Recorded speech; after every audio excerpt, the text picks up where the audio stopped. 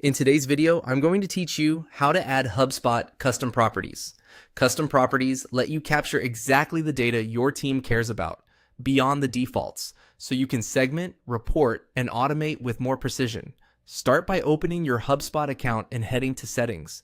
You'll find the Settings icon, the small gear, in the main navigation bar.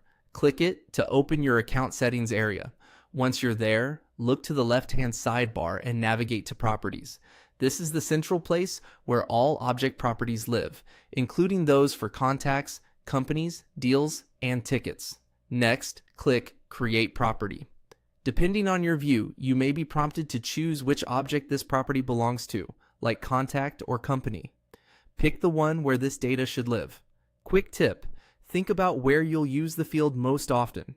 If it's something you'll filter contact lists by, choose contact. If it describes an organization, choose company. You'll need the right permissions to create properties, so if you don't see the button, add your admin. Now give your property a clear, human-friendly label. This is what your team will see on records and in filters. Use consistent naming so it's easy to find later, for example, partner tier or product interest. Add a short description to explain when to use it and what good data looks like. If you have property groups set up, place it in the right group to keep everything tidy. Behind the scenes, HubSpot will generate an internal name based on your label. That's used in integrations and workflows. Choose the field type that best fits your data. Single line text is great for short, freeform entries. Drop-down select keeps entries standardized with a fixed list of options. Multiple checkboxes allow more than one choice. Number supports calculations and roll-ups. Date picker captures a specific date, while yes, no is perfect for simple flags. Be intentional here. Changing a field type later can be limited or disruptive. If you pick a drop-down or checkbox type, plan your option list up front and keep the labels stable to avoid breaking reports or workflows.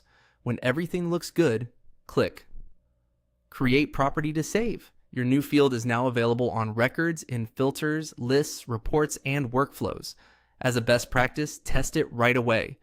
Add it as a column to a view, try filtering by it, and if relevant, map it into a Flint or an integration later on.